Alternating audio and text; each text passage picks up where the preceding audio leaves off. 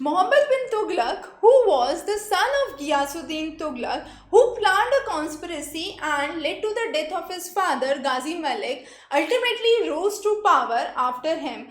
And Muhammad bin Tughlaq was known for his knowledge. He was a great mathematician, a great philosopher.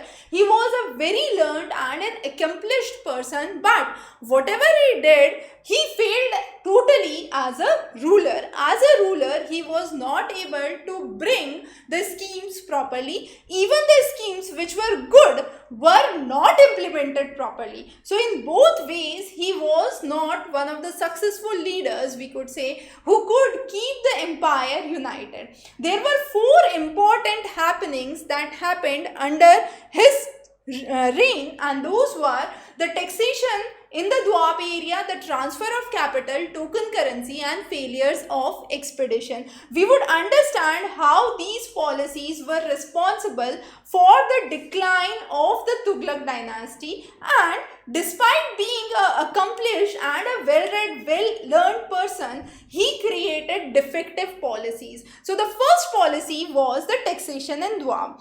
He believed that he should increase the land tax, and therefore he would be able to maintain a good army. So he increased the land tax, but unfortunately during the same time there was a severe famine, and the farmers were unable to pay that huge amount of tax, and believed that Muhammad bin Tughlaq would do undue justice to them, so they started to run away. Now, Muhammad bin Tughlaq got informed about it. When he got informed about it, his policies, his ideas were shattered, and he tried to adopt a different policy where he was very liberal on his finances. So he started to give lots of loans.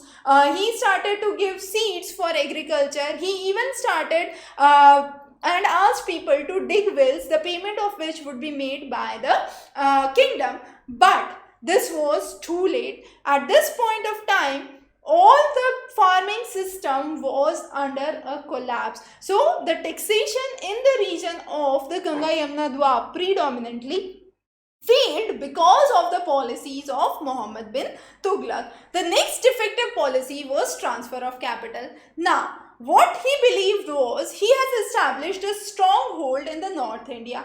So, it's a good time to move to south. He transferred his capital from Delhi to Devagiri, which is Daulatabad, present Daulatabad in Maharashtra. Now, when he moved from Delhi to Daulatabad, which was a distance of 708 miles long, this long distance, when his nobles, his soldiers started to move, a lot of them lost their life in between. Also, once there was Daulatabad, that was the seat, Mongols realized that they had a good stake in the north, and they started to invade the regions of north. At this point, Muhammad bin Tughlaq found that Daulatabad is too south, and taking a control of North India from this point becomes very, very difficult. So he twisted his views, and immediately he said that this is not a feasible solution. We cannot remain in Daulatabad. Let's move back to Delhi. So he marched his army again back to Delhi, and in the meanwhile, a lot of people again lost their lives moving back from Daulatabad to Delhi. So ultimately, this whole event of transfer of capital from Delhi to Daulatabad or Daulatabad back to Delhi was nothing but a devastation for his people, his army, and a lot of people lost their life. A lot of expense from the Tughlaq Empire was seen because of this act. The next unsuccessful policy was the idea of token currency. So what he said that the state was under a heavy economic burden because of the two events. What two events? The taxation policies in Doab, and again the transfer of capital. And therefore, along with that, the Muhammad bin Tughlaq was used to a very lavish lifestyle. All of these brought in a huge deficit. So what he thought was it's a good idea to introduce another coin, another currency, and so rather than gold and silver, he introduced what? He introduced copper currency at the same valuation as the gold and silver. The further interesting story is the minting was not under the monopoly of the state, so many people started to imitate the royal coins, and therefore lots of fake coins came into market. Now, knowing this, Muhammad bin Tughlaq was totally surprised and he thought of immediately removing this copper currency. So he said all the copper coins should go away and should be replaced by gold and silver coin. So he asked people to bring the copper coins, and in return he would pay them. So this again further brought a devastation to his already downtrodden economic system, creating a further impoverishment for the state. The last and the most unsuccessful event was his ideas of expedition.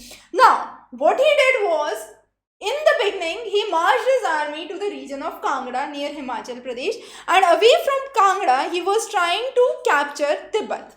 He started to move his army towards the region of Tibet, but soon realized that this is a very extreme condition and our army cannot survive this extreme climate conditions. So, a lot of army either had to lose their life, and also a lot of funds went into vain. His second expedition was towards the region of Khorasan. Now, Khorasan was a region in Central Asia. He planned a huge army with new developed artilleries and weapons to have a march towards Khorasan, and even paid the soldiers 1 year of advance salary to march towards the region of Khorasan.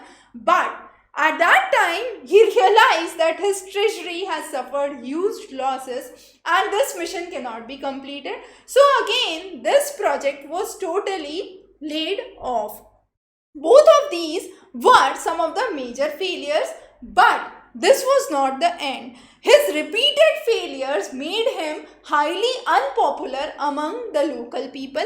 Numerous revolts broke out in different areas. So in the east, you had West Bengal, in the west the regions of Gujarat, Sindh, in the south Tamil Nadu, Warangal. So these were the areas where people and the kingdoms started to separate out, and by 14th century it is believed that from the east Bengal and from the west Sindh were lost by him. All of the region south of Narmada was also lost by him. So he remained with a very small region, and even in the south Bahamani and Vijayanagar came to power as an independent kingdom.